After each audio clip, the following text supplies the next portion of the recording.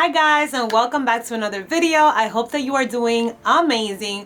Today is a super fun and nostalgic video because we are going to be revisiting some of my oldest eyeshadow palettes. I came across so many palettes that I've had for years and I wanted to just share them with you. Maybe you have some of these. We can look at them together, kind of just be reminded of that time and beauty and all of that good stuff. So if you would like to see all the palettes that I have, and we're talking quite a few, well then just keep on watching.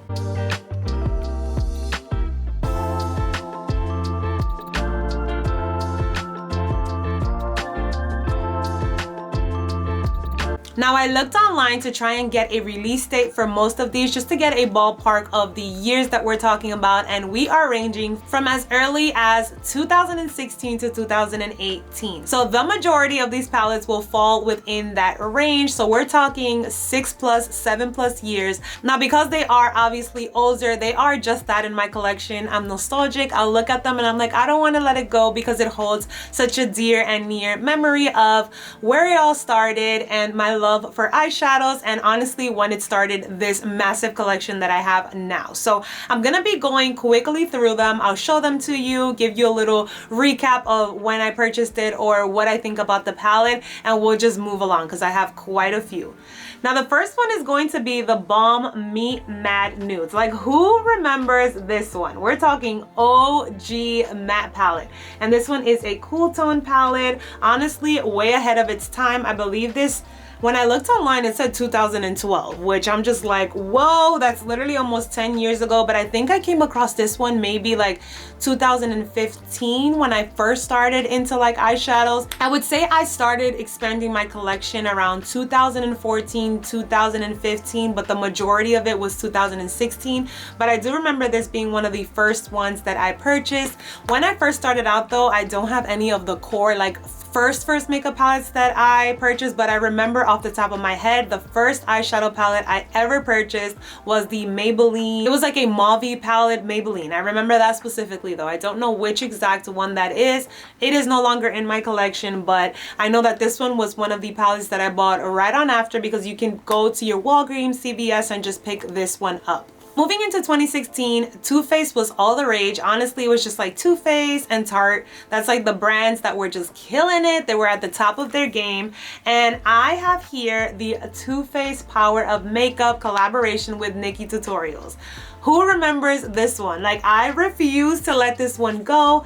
This is what the inside packaging of it looks like. You have some bronzer, highlighter, blush, and a few shades. Honestly, I think this one is literally almost like 7 years and we're still going strong. Like, I'm swatching some of them and look at how they literally still look, which is insane. But at the same time, powders would typically also last a little longer than creams or liquids, but this one is literally an OG product. I remember that also here on YouTube. There was the Power of Makeup video that she did on herself where she split her face and like did makeup on one side and then left the other bare, just to show the power and the difference that makeup can do to one's face. This one is a palette that I will literally always keep just for the memory of it.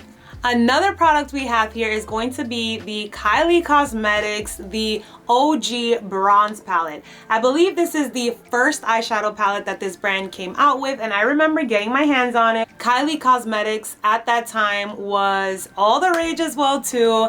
Things were just always out of stock. You had to literally like be super quick in order to be able to get anything. So I remember picking this one up, and it's okay. It's a neutral palette. The formula is nothing out of this world, but I do believe that she's come out with newer ones. But this one is just a keeper's item for literally being the first product that that company launched. Moving on, we have my first Natasha Denona purchase ever, and this is the eyeshadow palette number 2. This one is their 5-pan palettes, and I remember everyone always talking about Natasha Denona. I swatched this in store, and I never really purchased it when I was younger just because it was really expensive. I think this one was like $50, so I'm like, yeah, no. But when I got a chance to be able to do it, and I think I got it for like a birthday or a holiday, I wanted to test it out. Honestly, going going back, the color story, I'm like, girl, what were you thinking? There's a lot of better color stories. A lot of these colors kind of look the same, but the formula is still divine. Natasha Denona is literally one of my favorites when it comes to her mattes and her shimmers. And we're talking literally like 7 years later, and it still swatches beautifully. So once again, super nostalgic in being the first Natasha Denona palette that I ever purchased, and who knew that I would own so many of her newer ones now. This is what those two colors look swatched literally 7 years later, and they still swatch like this. Now, another drugstore item that I bought in 2016 is going to be this Milani Earthy Elements one. Who remembers this one as well? I don't know. Do they still sell this? I don't know if they still sell this, but I remember this being one of the first, if not the first, Milani eyeshadow palette that I bought. I loved this orange color. I used to wear it all over the lid and also just use these colors for the everyday, but the formula back then was really good. The formula now is really good. So I'm super excited to just keep this one and literally will never let it go, just because it was the first of any of my Milani purchases. And listen, you'll probably see that like trend going on throughout the video. I don't like to let go of a lot of stuff, but I try to keep at least like the first palette that I bought of either the brand or the year, or if they hold a memory, I like to keep them because, you know, I just look at it and I'm completely and immediately taken to that moment. And then the last one that we have for 2016, and honestly, you've probably heard about this one, you probably own it, is going to be the ABH Modern Renaissance. This one was once again all the rage. Everyone loved it, and surprisingly, honestly, like it's good. The ABH formula is really good. I do believe though that her newest palettes, the two that she has released, the Rose Metals and the other one that she released recently, are the best, like no exceptions. But this, for its time in 2016, was all the rage, and I do believe that it's the color story at that time that was super unique. Honestly though, I never used any of these colors. I always just used those top neutral ones, but I really did enjoy it for a while. I wasn't as obsessed with it as everyone was when it came out, and honestly, I really do just keep it for it being so popular, but I don't really get much use out of it, and I don't see myself ever really going for it, but I can't get rid of it. Now, I cannot talk about ABH without talking about this controversial palette. This one came out, I believe, in 2017. So a year after I had already picked up the Modern Renaissance. So Anastasia Beverly Hill is like top tier when we're talking about eyeshadow at this time. And then this palette released, and everyone was saying so many negative things about it. It was super powdery. Everyone was just so disappointed with this palette. So naturally, I was intrigued to want to buy it and test it out for myself.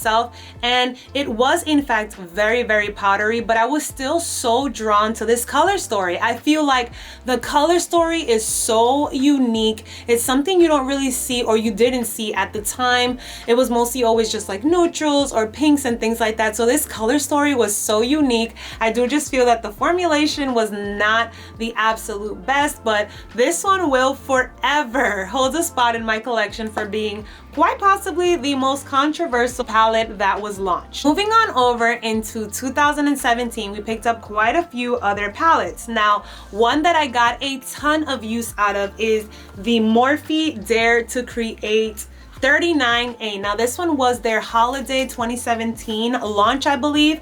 And first of all, look at how massive this is. This is huge, but it literally has every possible color that you can possibly think of. I remember I used it so much, especially the browns and all of that good stuff. The only thing that I would say is that there wasn't enough like lighter colors in this palette, so like anything for the inner corner you really didn't have, but it was so pigmented and rich with really usable colors. I feel like it does have some colorful tones in here, but they're not super bright or like in your face, so they were very usable. And this is a palette that, for it being so massive, I don't care. I will not get rid of it. I will stand it. I will find a place for it. But I remember being so inspired by it, just using it all the time to be able to create different looks. Another OG staple that I have is the Dose of Colors Hidden Treasure palette. Like, look at the layout. They don't even do layouts like this anymore, but I remember loving this so much. I had this one, and I also had, they had like an ice cream sundae palette that I remember I purchased. That one was more like a pastel palette, and I think I got rid of it. I gave it to somebody because I literally never used it. But this one, the color story is neutral, so right up my alley. I loved it so much. The formula is amazing. It had that beautiful deep black in there, as well as this color here too. I honestly wish that Those of Colors would just like re-release this palette again, because I loved it so much and I refuse to get rid of it. If we're talking throwback, OGs, revolutionary palettes, who remembers this one? Raise your hand if you remember this one. Look how dirty it is. We are talking the Cute AF Colourpop palette, and I purchased this when it launched, which was in 2017. Now at the time, Colourpop had their Super Shock single eyeshadows, but they did not have any eyeshadow palettes till this one. So it was a very exciting time. Colourpop is coming out with a palette. Oh my goodness, we want to see this. And this is the color story. I remember wanting to love this so much, to the point where I would use it all the time. Now I will say the colors, although they are kind of neutral, they're not the easiest or simplest colors to wear, just because they lean a bit more like springy. You have like the pop of yellow and the pink and the orange.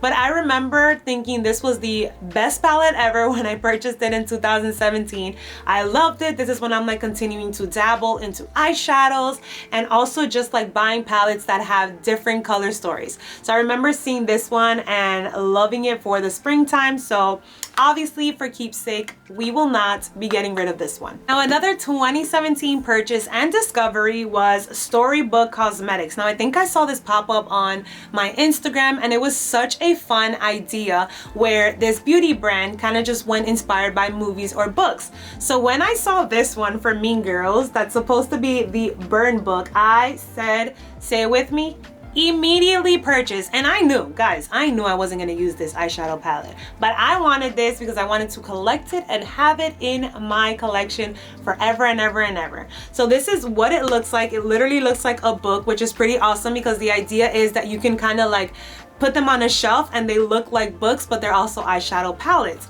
So this is what it looks like, literally identical to the movies burn book. And then the inside, and this is what it looks like. Super fun colors. I did use actually like 3 of the different colors just because I wanted to try it. This green on top was super pretty, and I used it as an eye topper, and the names are literally just like so spot on. They have Glen Coco, So Fetch, Wednesday, the plastics. It is just if you love Mean Girls, then this is definitely a collector's item for you. And this is one that I picked up in 2017 and asked me, will I ever get rid of it?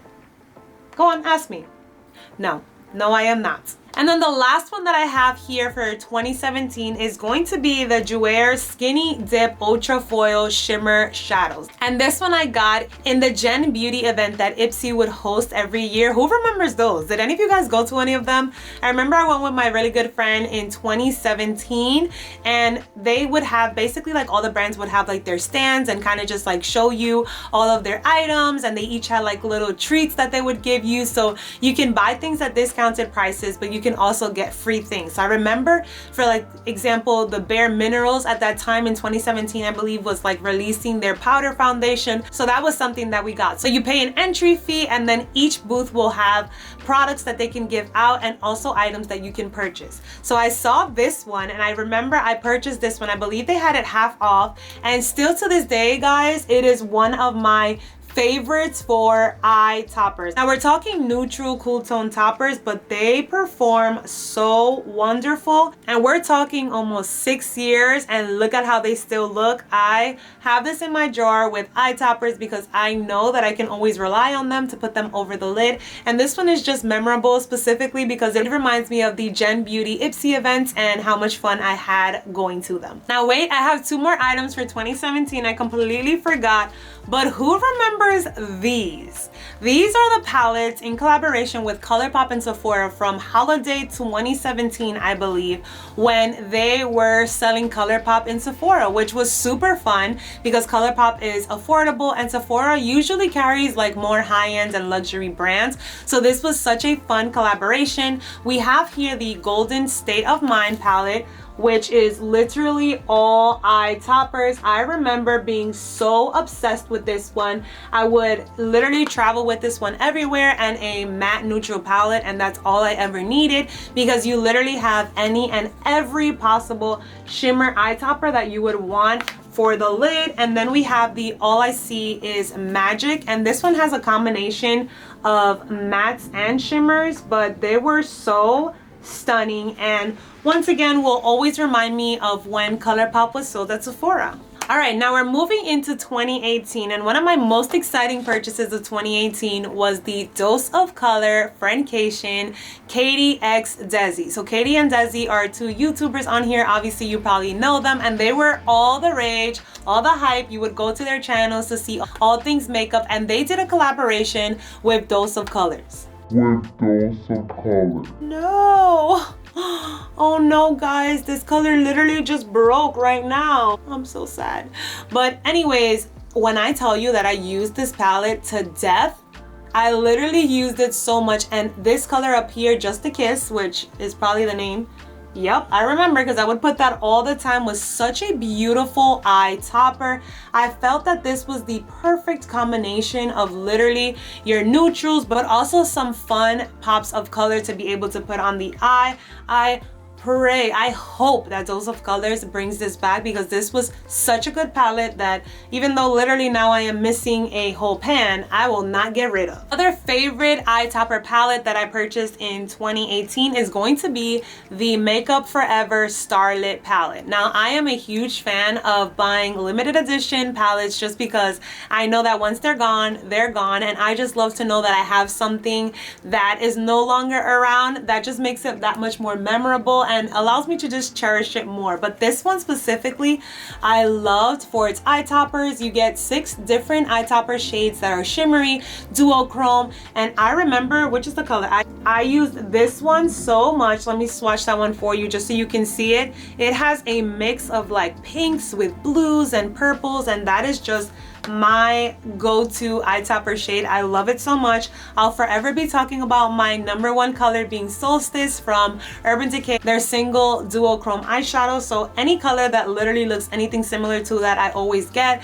and this palette did not disappoint. I used it a ton and it still works, so I will definitely be keeping it in my collection. Now I can't talk about 2018 without mentioning the Too Faced Best Year Ever palette of 2018, and this one is such a memorable palette because 2018 was the year that I got married. 2018 is the year that I graduated with my master's. 2018 is also the year that I got my driver's license. So literally it manifested that the best year ever would be 2018, and every time I see it, I look at it inside and I'm just reminded of the memories of how excited I was for 2018 and everything that was to come. So this one will for sure always hold a memory in my mind, specifically for our wedding day. Speaking of wedding day, I also have to show you guys the Huda Obsessions Mauve palette, specifically because this is the eyeshadow palette that I used on my wedding. So my color story was mauves, so this one was obviously like the perfect one to use. We had some plums, we have some really beautiful just like mauve tone colors.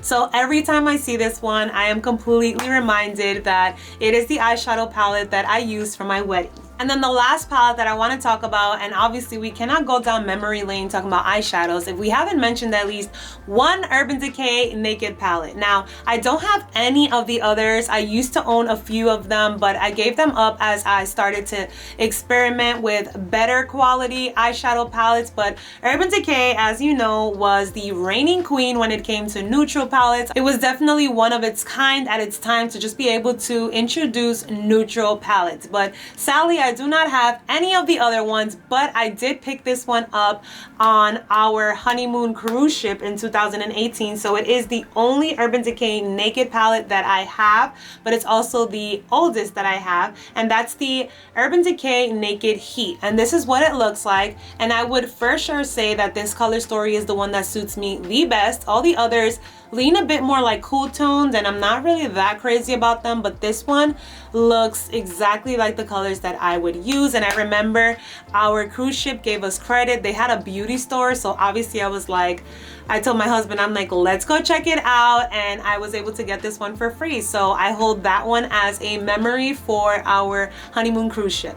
Now there's just a few other random ones that I have on here that I forgot to plop in when I got it, or I don't know what year I got it, but I still do want to give them a memorable mention, and that is going to also be the OG Jaclyn Hill palette. Now I did pick up her newer version of this, so I have the same palette in just its newest packaging, but this is the OG one that I had when it launched, which I think was what, like maybe 2017, 2018.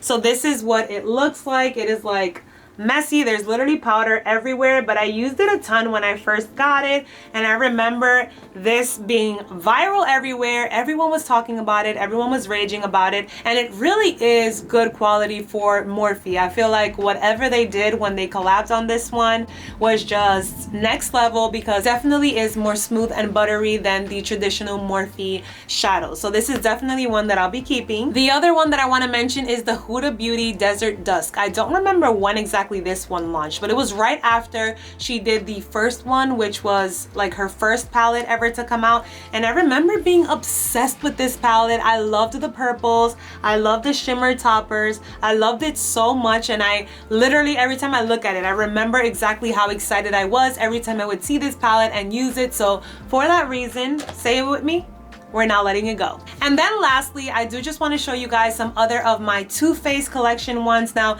I noticed that I have this tradition of literally purchasing every Too Faced Christmas collection. They come out with the prettiest packaging and eyeshadow palettes every year for Christmas, and clearly looking back into my collection since 2017, I've been collecting their holiday palettes. So I have quite a few of them. I have this one here that I want to show you, which is their Dream Queen palette. I don't know what year this is from, but it's definitely one of their holiday collections. So I picked this one up. I also have their Christmas in Paris one. Like, how stunning is this packaging? Looks absolutely beautiful. This one I believe is from last year. I did pick up their trio collection that they did this year, and I literally think I've had one for like each year. So even though I don't use Too Faced products that much anymore, I will continue to purchase their Christmas launches just because I've been doing it since 2017, and now it's become a beauty tradition. Alrighty guys, well that concludes this video. I hope you guys enjoyed going down eyeshadow memory lane, revisiting all of these oldie but goodies and memorable palettes that I will never part ways with. I hope you guys have an amazing day. Thank you so much for watching, and I'll catch you in the next one. Bye!